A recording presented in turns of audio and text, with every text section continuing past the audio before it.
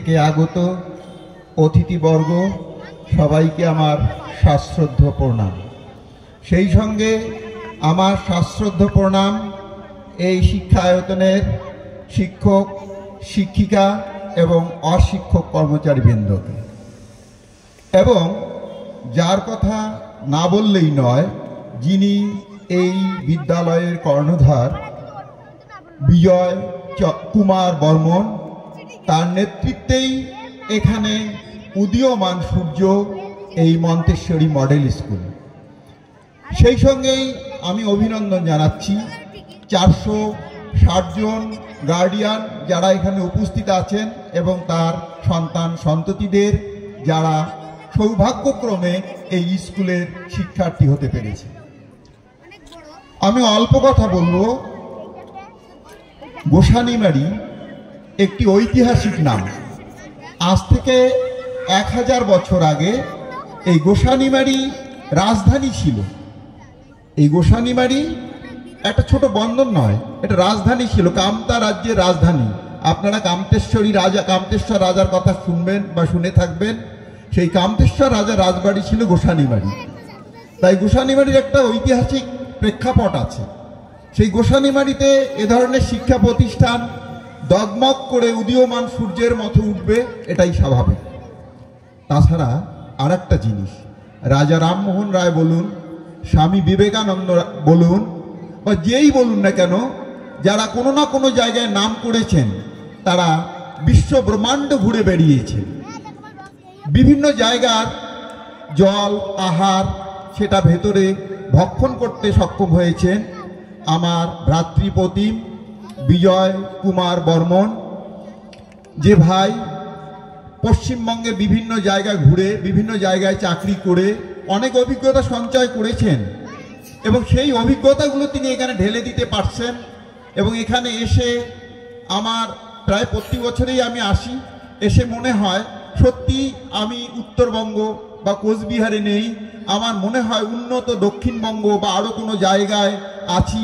এত সুন্দর মনোজ্ঞ মনোরম পরিবেশ, সত্যি এটা ভুলবার মতো নয়।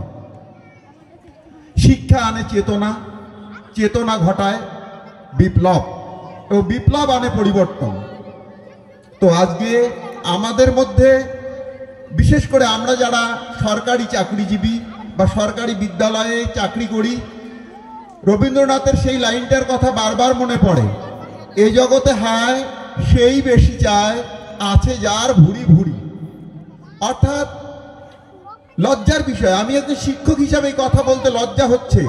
আজকে এটি গরিব বাচ্চার কন্যাশ্রীর টাকা অন্যের অ্যাকাউন্টে দিয়ে একজন 60-70 হাজার পাওয়া শিক্ষক সে অন্যের নামে টাকা তুলে নিচ্ছে, বিভিন্ন খাতে চালের টাকা বিক্রি করে নিচ্ছে, বেতন পাচ্ছে মাসে মাসে। শিক্ষার অবস্থা একেবারে করুণ। স্কুলগুলো বন্ধ হয়ে যাচ্ছে, ছাত্রছাত্রী আসছে না, দু একটা স্কুল বাদে এই অবস্থা। কিন্তু বেসরকারি স্কুলগুলোতে আমাদের যে শিক্ষক শিক্ষিকা দাদা দিদি ভাই বোনেরা চাকরি করেন, তারা কিন্তু যৎসামান্য বেতন পান, তার বিনিময়ে তারা যা দিচ্ছে, তো সেটাকে কারোর সঙ্গে কোনো কিছুর সঙ্গে তুলনা করা যায় না। সুতরাং ভগবান যদি দেয়, অল্পের মধ্যে অনেক কিছু হয়, তাহলে দেখুন তারা কিভাবে শিক্ষা বিলিয়ে যাচ্ছে, নৈতিকতার সাহায্যে এগিয়ে যাচ্ছে। তো আজকে আমরা সরকারি বিদ্যালয়, সরকারি শিক্ষায়তনগুলোতে কিন্তু সেই দিকটা আমরা দেখতে পাচ্ছি না, যার ফলে বেসরকারি স্কুল, বেসরকারি বিদ্যালয় আজকে শিক্ষার অন্যতম মাধ্যম হয়ে উঠেছে। ধীরে ধীরে বিভিন্ন গ্রাম শহর এবং বিভিন্ন উপশহরগুলোতে আমরা দেখতে পাচ্ছি এই শিক্ষায়তনগুলো তরতর করে এগিয়ে যাচ্ছে। আর একটা জিনিস, যে জিনিসটা আমাদের প্রজন্মকে নষ্ট করে দিচ্ছে, সেই মোবাইল। এই সমস্ত বিদ্যায়তন বা শিক্ষায়তনে থাকলে সেই মোবাইল থেকে বাচ্চারা অনেকটাই দূরে থাকতে পারে। কারণ দিদিমণি বলে গেছেন কি নাই, কোনটা নাই এই স্কুলে। সব ধরনের, গত বছর দেখেছিলাম অ্যাবাকাসের মাধ্যমে বিভিন্ন কিছু শেখানো হচ্ছে, সেখানে নৃত্য শেখানো হচ্ছে, গান বাজনা শেখানো হচ্ছে, সেই সঙ্গে সঙ্গে বিভিন্ন আর্ট কালচার শেখানো হচ্ছে, সব কিছু শেখানো হচ্ছে।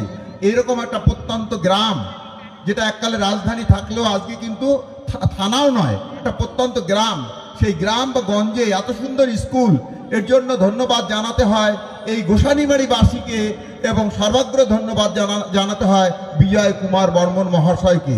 তো আমি আমার বক্তব্য দীর্ঘায়িত করব না, কারণ এটা বক্তব্যের জায়গা নয়। তো আপনাদের কাছে আমি অনুরোধ করব, আপনারা সবাই হাত বাড়িয়ে দেবেন, আমরা সবাই হাত বাড়িয়ে দেব।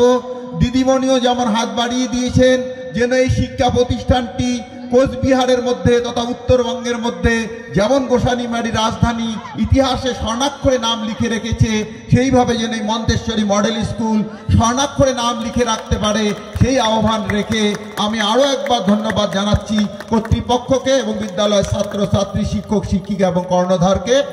ধন্যবাদ, সবাইকে ধন্যবাদ।